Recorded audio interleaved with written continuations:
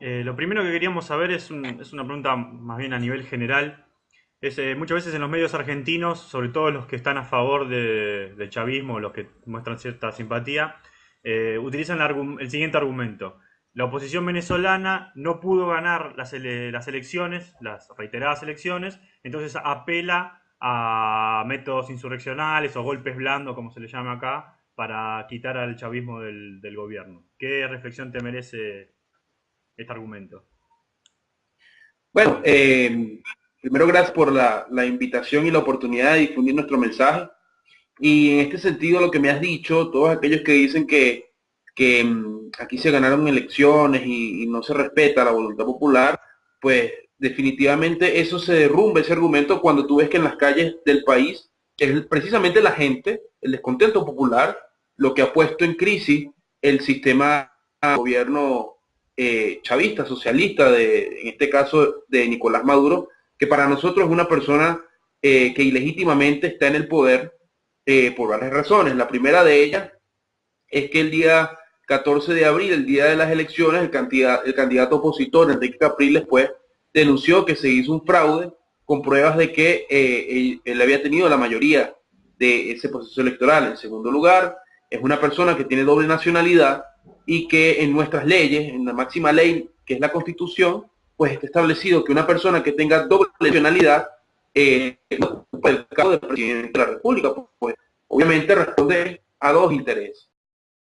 En tercer lugar, pues esta persona ha entregado la soberanía de nuestro país y no es una cuestión que ocurre ahorita, sino que ya ha venido ocurriendo en el tiempo, pero hoy ya es una cuestión abierta y evidente en el que miembros militares del partido, además comunista de Cuba, es decir, agentes del castrocomunismo, se encuentran dentro de nuestras instituciones del Estado, se encuentran dentro de nuestras Fuerzas Armadas, pues fungiendo como, digamos, como directores o asesores de algunos elementos que ellos han puesto. Y entonces eso significa para nosotros una injerencia, es un descontento popular que ya se ha acumulado durante 15 años de este yugo del gobierno socialista del Chavo, y pues ya la gente está descontenta por varias razones que, digamos, unificaron a todo este descontento. La primera, la inseguridad.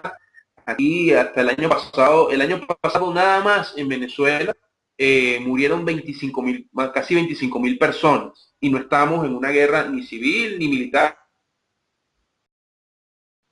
Nosotros además hemos descubierto que esto es una política a propósito del Estado, para generar miedo, para generar mayores controles y justificar además la represión por parte de los cuerpos de coerción del Estado. Por otra parte está la escasez, que es que no hay alimentos, no hay productos, y el desabastecimiento, que es que los pocos que hay, pues pocos se consiguen, y cuando se consiguen, bueno, se arman inmensas colas, se discrimina muchísimo a la gente, y eso pues hace que los grandes comercios hayan muchos quebrados y el venezolano entonces se haga dependiente del sistema de importaciones del gobierno, pero también de la red de abastecimiento que tienen a través con el Mercal y Pedeval, en el que, por cierto, hace 2 semanas, ya dijeron a la gente que puede comprar una semana y los alimentos. Entonces aquí no hay libreta de racionamiento Cuba, pero por otra parte, pues, falta de libertad de expresión. Aquí nosotros no tenemos la libertad de informarnos como queremos, pero tampoco de expresarnos como queremos. Y por eso es que el régimen ha amedrentado y violentado a periodistas, ha cerrado medios de comunicación. Por otra parte, nosotros no tenemos libertades económicas que bien contribuyen al desabastecimiento y a la escasez, pero también han generado una cantidad de desempleo inmensa, y pues eso hace también que los niveles de emprendimiento, por lo menos para nosotros los jóvenes, sean cada vez más cortos. Y te pongo un ejemplo con la última que ellos aprobaron, que es la ley de precio justo, donde ellos le dicen al empresario, al emprendedor, cuánto es que debe ganar, cuáles son los porcentajes de ganancia. O sea, más allá de las denuncias de fraude y las pruebas que pueda tener la oposición, ¿qué porcentaje de la población crees vos que efectivamente respalda al chavismo? ¿Y cómo sería, en el caso de que el gobierno sea depuesto, cómo sería la futura asimilación de esa minoría o mayoría chavista? Te pregunto porque, por Mira, ejemplo, en Argentina el peronismo, las veces que fue derrocado, o sea, los militares no dejaban que el peronismo gobierne, pero al ser una masa importante de la población, tampoco se podía gobernar sin el peronismo. ¿Se entiende la pregunta? sí, perfectamente. Entiendo perfectamente tu tópico, de lo que ha sido y de manera abrupta los cambios en el apoyo popular hacia el chavismo, pero también hacia la oposición. Fíjate, para las elecciones del 7 de octubre, que fue la última elección de Chávez, que se enfrentó con Enrique Capriles, hubo una mayoría evidente del chavismo en las urnas electorales frente a la opción de la oposición. Pero para ese entonces, pues, había sido al menos 1 millón de votos de diferencia. Eran 54% versus 5%. Muere Chávez, vienen las elecciones del 14 de abril. Allí fue mucho más cerrada, pues lo que dijo el opositor Enrique Capriles de la Mesa de la Unidad es que había tenido un 51% y Maduro había tenido 49%. Maduro dice todo lo contrario, que ellos habían tenido 54 y los otros 46. Pero lo que sí dicen los estudios de Data, de las encuestadoras, de Súmate, que son ONGs que trabajan en el tema electoral, es que esa diferencia pues está a favor o en contra de uno u otro candidato entre 200.000 y 100.000 votos. Pero bueno, hoy Maduro está en el poder y Maduro en ese caso se ha hecho de la presidencia y gracias a la legitimación y el reconocimiento que le ha dado la Mesa de la Unidad Democrática, pues se vieron también los resultados de la última elección del 8 de diciembre, donde fueron las elecciones municipales. La Mesa de la Unidad Democrática dijo que estas elecciones habían que tomarlas como un plebiscito, es decir, los que estuvieran a favor de votar por los candidatos de Maduro y los que no están a favor de la democracia votaran y lo estuvieran haciendo por el y donde se demuestra el descontento de la gente. Hoy, electoralmente, pues la Mesa de la Unidad representa un 23% de ese universo electoral y el chavismo representa un 26%. Aquí hubo un 41, casi 42% de gente que no fue a votar en esas elecciones porque no entendían y estábamos en desacuerdo en que, si bien es cierto que había un fraude denunciado en abril de 2013, pues era incorrecto decir que se había pasado la página, que había entonces que volver a votar y se legitimaba todo este sistema. Ese descontento hoy ahora se manifiesta no en votos, sino en la calle. Y por eso es que hoy el sistema político venezolano está fracturándose precisamente por la protesta que llevan adelante los jóvenes y los estudiantes. Porque todo sistema político es legítimo en la medida en que pues sus representantes son, valga la redundancia, suficientemente representativos digamos, de la población. Y en este caso, todo lo que ha dicho la Mesa de la Unidad y todo lo que ha dicho el PSUV, pues la gente lo ha desconocido en la calle. Vale destacar las protestas que nosotros hemos hecho, pues la Mesa de la Unidad ha sido muy astuta en decir que esto no es una protesta social, que esto no es popular. Además, el gobierno aupa ese discurso y pues lo que nosotros hemos recibido como respuesta es que la gente, precisamente de estos sectores populares, son los que han salido a manifestar con nosotros y por eso es que hace 2 días, perdón, sí, 2 días, el día 2 de mayo, se fundó en la de Mérida, en la residencia Cardenal Quintero, que ha sido la zona residencial más violentada en todo el país por la Guardia Nacional y los colectivos. Se fundó en una reunión que duró más de mediodía la Junta Patriótica Estudiantil y Popular, con líderes nacionales de los movimientos juveniles, movimientos estudiantiles y luchadores sociales que están entonces unidos en un solo propósito y que lo pueden leer ustedes, está en las redes, el manifiesto de Mérida, que es allí donde se comienza todo el mensaje y lo que estamos haciendo. De tal manera que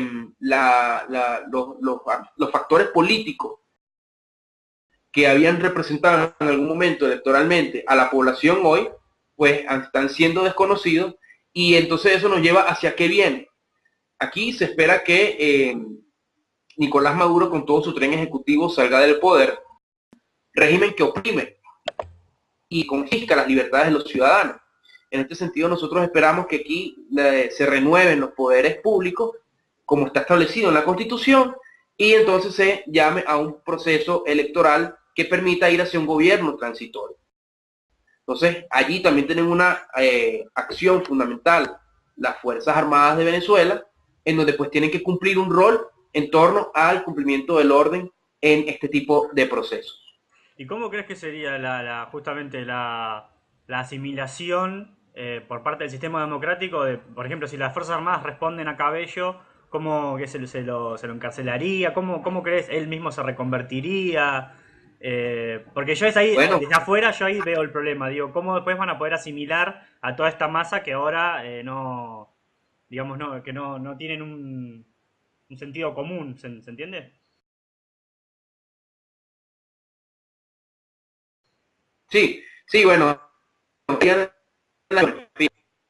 este momento, tanto la MUD como el SUB están rogándonos a nosotros que vayamos a un proceso de diálogo y de paz. Nosotros nos hemos negado por varias cosas. La primera, con estas personas no se puede dialogar de ninguna manera y en 15 años han demostrado en los procesos de diálogo que ellos han convocado que ha sido una absoluta farsa.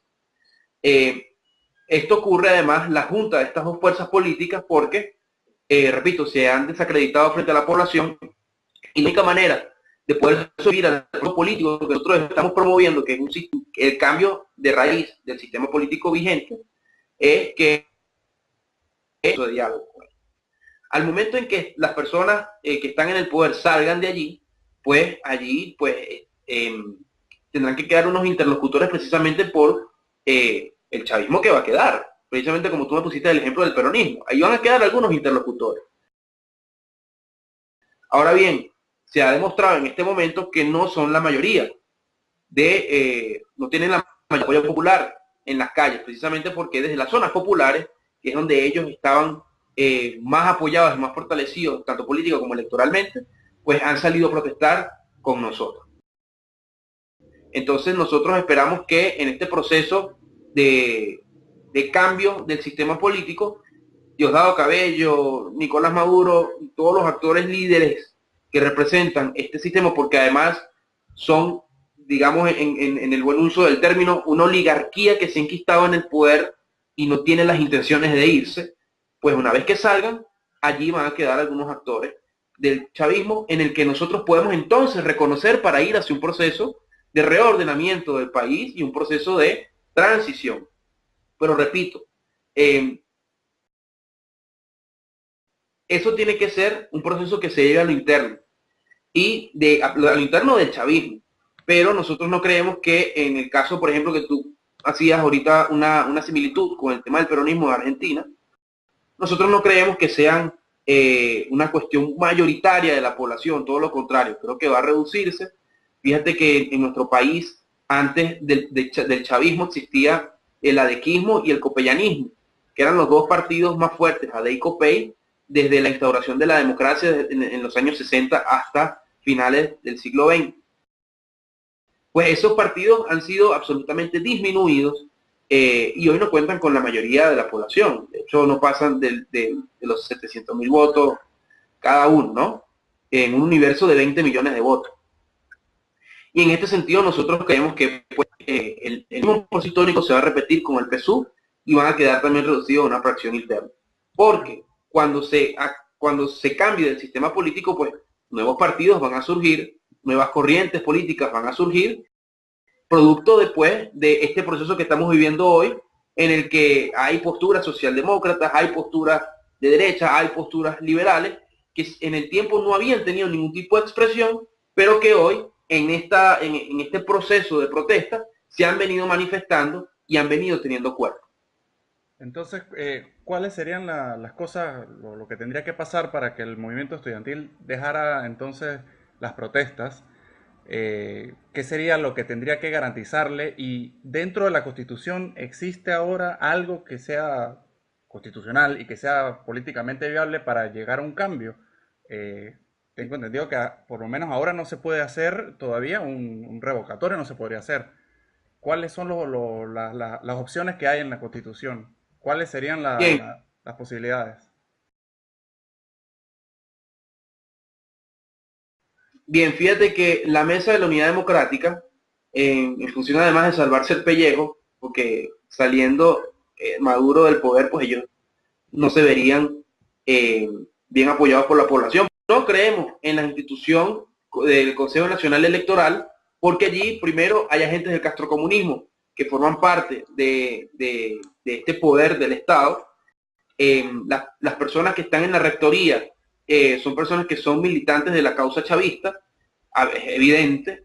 Además, toda su trayectoria ha sido dentro del Partido Socialista Unido de Venezuela, dentro del Movimiento Quinta República en el pasado, y pues esta persona nos garantiza que haya fiabilidad en torno a utilizar un mecanismo electoral como la resolución de este conflicto. Por eso Enrique Capriles dice que el camino, la salida que él propone es electoral, que es en función de una propuesta política que él llevó como candidato. De hecho, él ha sido en esta protesta un actor político que ha generado mucho ruido porque él ha propuesto que se levante otra vez su comando de campaña, que su propuesta sea la que alcancemos nosotros, que él se ofrece como el líder para conducir la protesta, como una cuestión oportunista en función de levantar el espíritu de su liderazgo, cosa que hoy, a esta hora, pues está absolutamente por el piso, luego de haber reconocido a Nicolás Maduro por haber tenido antes un discurso donde él decía que no lo reconocería, que iba por él, que era ilegítimo y una serie de cosas. Asimismo, pues en la Constitución nosotros estamos amparados primero por las leyes que justifican nuestra protesta en la calle, además que no ha sido violenta. Los violentos han sido los del gobierno, por eso ustedes han visto que hemos tenido ya van 20 muertos, 17 de esos muertos son del movimiento estudiantil,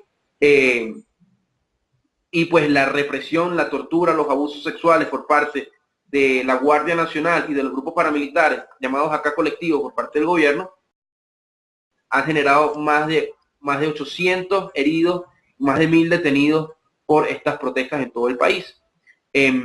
Nosotros queremos que Maduro renuncie y que renuncie todo su tren ejecutivo, porque nosotros partimos de una cosa: este tipo de regímenes no son ineficientes. Ellos a propósito empobrecen a la gente para hacerlos dependientes de su sistema. Además, ellos confiscan la mayor cantidad de libertades del hombre para poder hacerlos dependientes y controlarlos mejor. Por eso no queremos que sigan en el poder, y la gente nos ha acompañado en ese sentido. Establece la Constitución que si estas personas llegan a salir del poder, aquí tiene que haber un proceso electoral en una cierta cantidad de tiempo. Nosotros proponemos que en esa cierta cantidad de tiempo pues sean renovados los poderes públicos para que entonces generemos confiabilidad en torno al proceso que va a venir. ¿Quién gobernaría y para eso esa transición en ese tiempo hasta que lleguen las elecciones?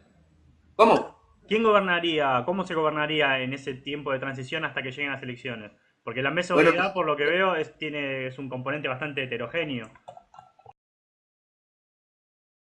Bueno, creo que allí es donde viene el rol de la Fuerza Armada y de los interlocutores políticos que vaya a surgir de la protesta, donde pues hay una junta cívico-militar que promueva y sea el garante de que esto ocurra. Porque ha pasado una cosa en nuestro país, la desinstitucionalización del Estado ha sido una cuestión exacerbada, ha sido absolutamente radical, y hoy tenemos por eso que no haya autonomía en los poderes. Todo el poder ejecutivo, el poder legislativo, el poder ejecutivo y el poder electoral están al servicio del poder ejecutivo. Entonces el presidente hoy tiene una cantidad de poderes extra que no están en la Constitución, y que por eso dispone de dispone de la ley, dispone de la justicia para apresar, para perseguir y para hacer lo que le dé la gana.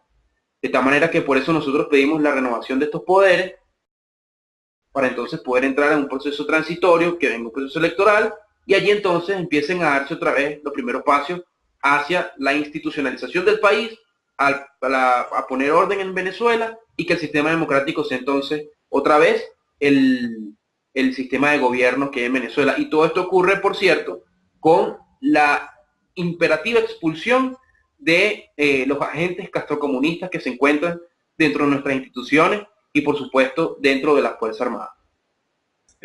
¿qué diferencia las actuales manifestaciones de todas estas que han pasado antes? ¿Qué creen ustedes que es el factor que le da la diferencia y creen que esto vaya a ser distinto, que vaya a dar otro resultado que lo que estaba pasando? Sí, esa memoria corta que dicen por Sí, allí que tiene el venezolano. sí. Fíjate, hoy nosotros estamos decididos a vencer y precisamente porque estamos desobedeciendo el sistema político. Bien, te decía, el éxito de esta protesta ha sido porque primero estamos decididos a vencer y lo que hoy nos mueve es la garantía de que la protesta se haya mantenido ya casi un mes todos los días, es que hoy estamos desobedeciendo el sistema político. ¿Y qué significa eso? Antes nosotros creímos que la lucha era dentro del sistema. Había que meterse en los partidos, muchos militamos en partidos, creímos en las instancias de los partidos políticos de la Mesa de la Unidad y pues desde allí dimos la lucha. Venimos de un proceso de múltiples procesos electorales y hemos visto pues cómo la oposición ha sido muy complaciente en torno a las modificaciones de las leyes para que pues el gobierno se haga beneficiado. Y uno de los más aberrantes ha sido pues en el año 2010, donde se demostró que la oposición era mayoría electoral, pero de acuerdo a una modificación que se hicieron en las leyes por parte del Ejecutivo, pues a través del Legislativo, pues aquí la mayoría de la Asamblea Nacional hoy la tiene el chavismo y no la oposición cuando debería ser. Pues eso ha hecho que muchos nos hayamos dado cuenta de muchas cosas, de muchos trances, dentro además del gobierno y la oposición, y hoy es una mayoría de jóvenes, o una gran cantidad de jóvenes, los que no militamos en partidos políticos, dejamos de militar, desconociendo primero el liderazgo de ellos, asumiendo que pues estas personas están muy interesadas en que esto continúe. Y en torno al chavismo, pues porque también las protestas que, por ejemplo, a mí cuando me tocó ser presidente de la FCU, dirigí muchas manifestaciones hacia el Ministerio de Educación Superior, hacia la organización que se encarga de las reivindicaciones estudiantiles, y pues el gobierno siempre estaba prometiendo mensajes de diálogo, falsas esperanzas, falsas cuestiones que ellos prometían y nunca cumplían a los acuerdos a los que llevábamos. Y en los últimos años hemos visto cómo las protestas gremiales, cómo las protestas de los laboristas, de los trabajadores, pues también eran involucrados en mesas de diálogo, les prometían una cantidad de cosas, pero nunca resolvían los problemas. Entonces nosotros llegamos a la conclusión de que, bueno, que este gobierno no quiere resolver los problemas, porque además es a propósito lo que te dije anteriormente, y en este sentido, pues, hoy desconocemos al sistema político, la gente se ha sumado con nosotros, porque además hemos elevado los niveles de credibilidad en cada día que va pasando por la protesta que estamos llevando, y en este sentido, pues, el propósito de lucha se ha convertido en un propósito nacional. ¿Y por qué ha sido tan fuerte? Fíjate que hoy en Venezuela no tenemos libertad de expresión. Todo el aparato comunicacional lo maneja el PSUV y a través de allí han llevado una campaña atroz en contra de nosotros, además culpándonos a nosotros de la muerte de nuestros propios compañeros.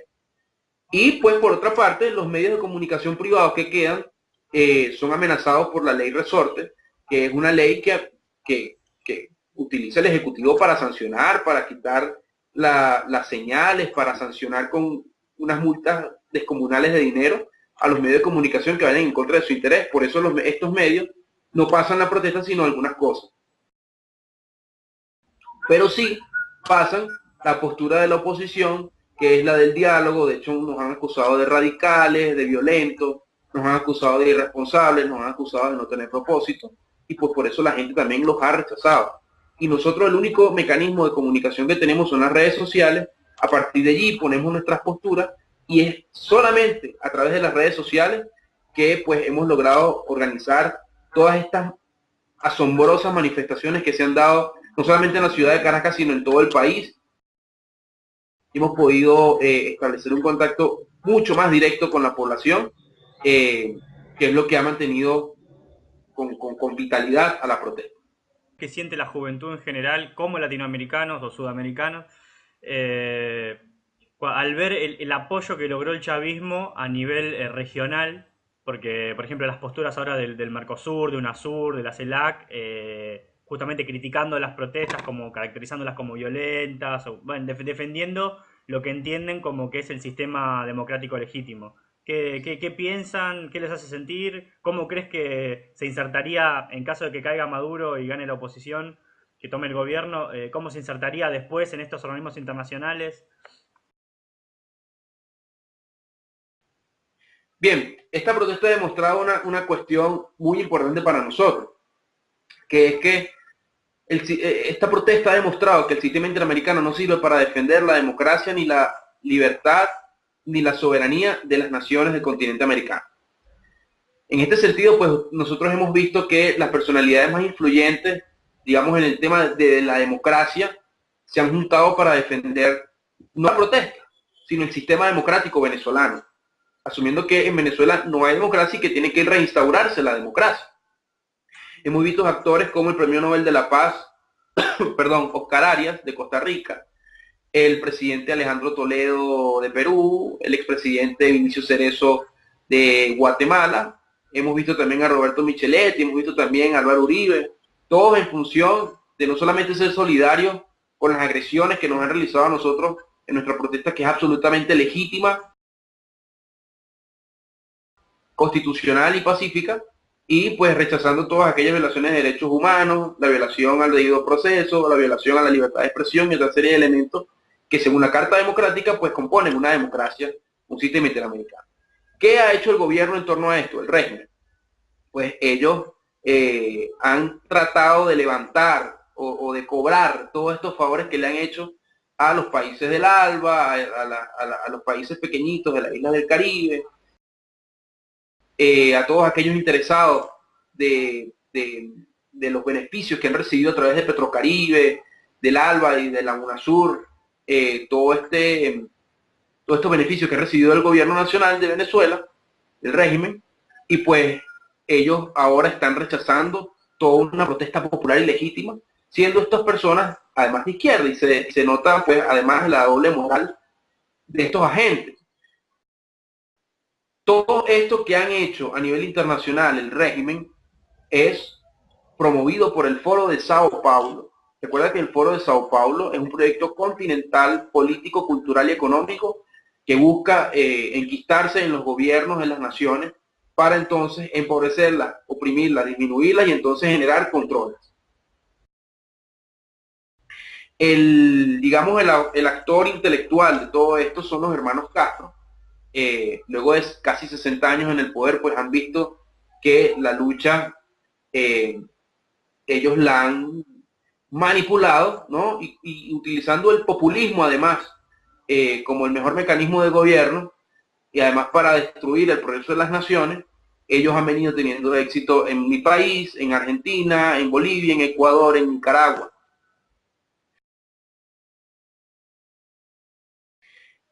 Esto pues con esta protesta se ha debilitado.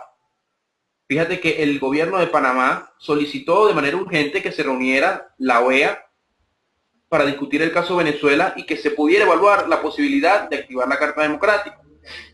Todos estos amigos que le deben favores al chavismo en la región han retrasado esa reunión, ese encuentro, creo que se iba a dar el día de hoy. Estamos esperando noticias de eso. Y pues ahora están invocando a la UNASUR, están invocando a la CELAC para que entonces salgan en defensa de él. Entonces, bueno, esto va a causar reacciones interesantes en el tema internacional. Esto está poniendo a prueba al sistema interamericano. Recordemos que Insulza también forma parte del Foro de Sao Paulo a través del Partido Socialista de Chile. La juventud del Foro de Sao Paulo en Latinoamérica ha sido irónicamente solidaria con el gobierno de Maduro, con el régimen de Maduro. Fíjate que, por ejemplo, la Federación de Estudiantes de Chile, la FECH, salió diciendo que nosotros no éramos una protesta legítima, popular, y pues eso generó rechazo de muchos movimientos estudiantiles así como también pues Camila Vallejo ha dicho que nuestra protesta es una cuestión violenta, que está atentando contra el orden democrático, y así. Pues de Argentina hemos recibido apoyos importantes, por ejemplo, de la Franja Morada, que es un movimiento estudiantil que siempre ha tenido afinidad con el movimiento estudiantil venezolano, y pues la cámpora he disfrutado de los beneficios y de las mieles del poder en mi país. Entonces a nosotros no nos preocupa que la juventud del Foro de Sao Paulo, el Foro de Sao Paulo mismo a través de sus gobiernos, a través de las organizaciones que tiene y que ha construido para autodefenderse, tengan éxito, porque aquí hemos visto una sensibilización de los ciudadanos en todo el continente americano, y pues ha generado un rechazo absoluto, no solamente de la represión que han tenido con nuestra protesta, sino también rechazan a Nicolás Maduro como un gobierno, un régimen que atenta contra el sistema democrático de toda América. La última y cerramos. ¿Cómo crees que van a continuar las protestas ahora en los próximos 2, 3 días? ¿Qué crees que va a pasar? ¿Cómo se ve el panorama allá? Bueno, fíjate, lo que hicimos en Mérida ha sido muy positivo, porque eso logró poner niveles de orden bastante importantes. La intensidad de la protesta han sido, por ejemplo, en los Andes, muchísimo más fuerte que cualquier otra parte del país, pero también en Carabobo, en la parte oriental y sur del país, la protesta se mantiene. En Caracas el efecto de la Mesa de la Unidad ha generado confusión en la población, pero mayoritariamente luego del manifiesto, pues más claridad y la gente se volcó a las calles el día de hoy. Nosotros creemos que en los próximos días, las manifestaciones van a ser absolutamente más contundentes. Nosotros creemos que esta protesta es irreversible, y hasta que no se logre el objetivo, el país no va a pacificarse.